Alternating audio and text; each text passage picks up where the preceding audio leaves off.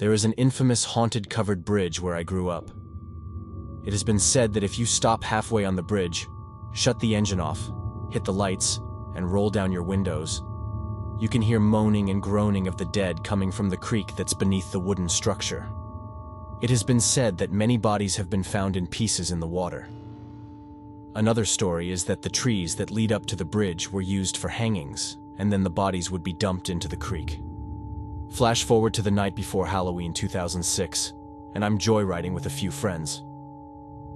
One of us dared Darren, the only one with the license in our friend group at the time, that he should go through the covered bridge and stop halfway. Darren was scared, but after a round of calling him a chicken, he agreed to go. It was a fairly cold night. We went down the back road and approached the road to the covered bridge. We began driving through the tree-guided road, and after about a minute of driving through the low, thick fog, we came to the bridge. We stopped just before it and rolled down the windows. The wind began to rustle through the trees and started howling through the darkness of the bridge. We slowly crept onto the bridge. It felt as if the bridge was going to give way to the creek below, sending us with it. We made it halfway, killed the car, and turned off the headlights.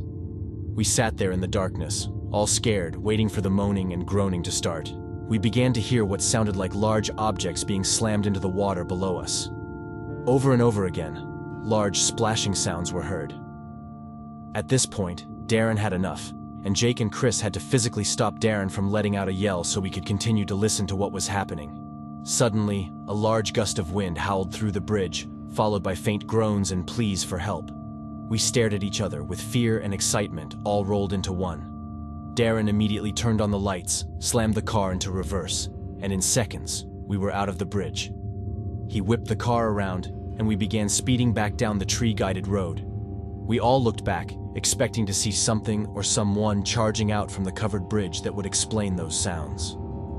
Before we could think a second longer, Darren slams on the brakes and begins panicking. He was speaking in gibberish at this point, and we all were trying to calm him down. He began frantically looking back. When he was finally able to spit out a sentence, he said, "Look back behind us." We all looked back and saw a limp body hanging from the tree. Our first reaction to seeing this was to completely dismiss it. We thought it was just a prank. But Darren wasn't having any of that. Jake got out of the car and began to slowly walk up to it. It took Jake no longer than 10 seconds before he ran back into the car yelling at Darren to drive. Darren floored it out of there, and as we were driving away, I asked Jake what he saw. Jake said that when he got close enough, he saw that the body was as real as it could get. He saw steam rising off of it, and the way the neck was contorted looked so real. He could see the lifeless body sway in the wind and hear the tree struggle to hold onto the weight that's pulling on its branch. We all got back to Darren's house and tried to erase the night from our minds. The next morning, I called my uncle, who was starting his normal route as a cop in a few towns over, and asked if there had been any reports of a hanging or bodies found near the covered bridge. Of course, the answer was no, and we all felt at ease with the situation. We all still get together every year during the stretch of Halloween week, typically the 26th to the 1st of November, and one of us will always bring up this night and the true fear that has been instilled into us. We can't explain it, but it's a force that continues to scare us to the bone. We have yet to even gather up enough courage to go back and experience it all again. Maybe this year is the year we go back. The covered bridge is located in Mount Jackson, Virginia. Here is a Google Maps link for the view from the beginning of the long back road with the tree-lined guide all the way to the bridge.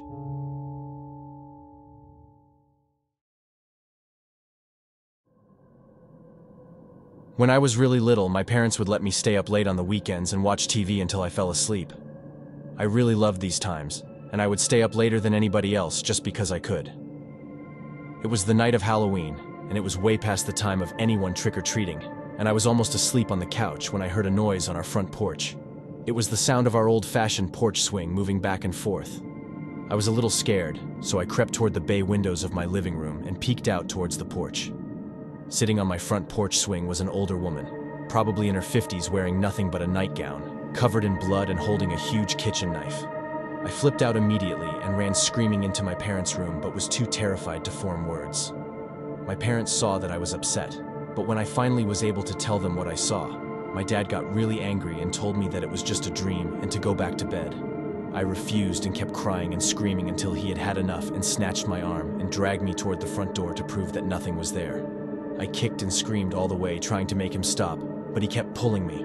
Finally, we got to the door, he unlocked it, swung it open and said, "See, there's nothing there." To this day, I have never seen the look of fear and shock that was on his face when that woman turned and stared at both of us and slowly stood up with the knife.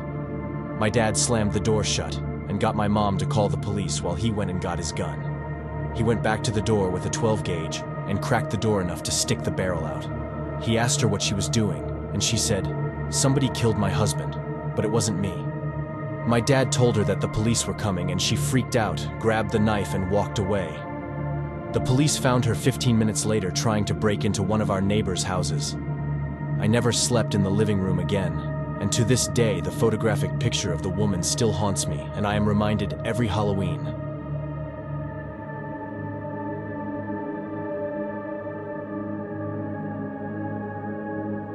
My wife and I bought our first house in February of 2010. We immediately fell in love with it as soon as we laid eyes on it. It had everything we wanted, and plus a few extras. For the first month, everything was great. Lots of painting and decorating, getting it just the way we wanted. Then, weird things started to randomly happen. First, it was small things, like things upstairs being moved and put in completely different rooms than where they belonged. I chalked it up to my wife just forgetting to put things back where they belonged. The house also started to creak pretty loud. This was a fairly new house, so I just figured it was probably settling, as most new houses tend to do.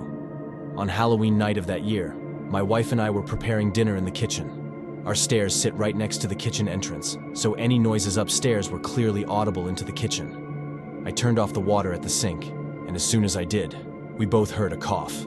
We have no kids and no one was visiting. The windows were all shut, and the television was not on. This sent the coldest chill down my spine, and I could feel the blood running out of my face. I looked to my wife, and she too had gone pale, and had this look of absolute fear. Someone was in our house, and they were upstairs. I quickly grabbed the sharpest knife I could find, and my wife called the police. I walked to the bottom of the steps and stood silently, and heard a loud pop, just like the ones I had always heard the house make. My hands were shaking and my wife was whispering to the 911 operator, telling them we think we may have a robber in our home. The police arrived in minutes. Thankfully, they had been patrolling nearby. The officer walked slowly up the stairs with his gun drawn. He then called out, "This is the police. Is anyone upstairs?" No response. I was right behind him, walking up the stairs. We looked into the first bedroom and closet. It was empty. No one in the half bath either. The last room was my office where I have my PC. No one was in this room or closet. I felt the tension ease away and felt like a complete fool making this officer search the house, only to find nothing. We turned to walk out of the room, and right above us, we heard the sound of a loud creak. As we looked above in my office closet, there was an attic access. The officer pulled the steps down and again called out, "Is anyone up there? This is the police." No response. He turned on his flashlight and peeked his head up. That is when he found a man in his 40s, kneeling there in the attic, looking dead at him. Gun drawn, he told the man to come out and put his hands behind his head. The officer proceeded and arrested the man. He didn't say a word the whole time and would not look anyone in the eye. He was scruffy looking and had dirty clothes on. Me and my wife were freaking out. I don't think either of us have fully gotten over it. After questioning the man in the police station, we found out that he was a homeless man who found refuge in the house while it was still on the market. He said he found the doors unlocked, and so he decided to make this place his home. Apparently, a realtor must have forgotten to lock the door after showing someone the house. He said that when people would come to the house, he would hide in the second-floor attic. We bought the house, and this guy was living in it for a whole 10 months without us even knowing.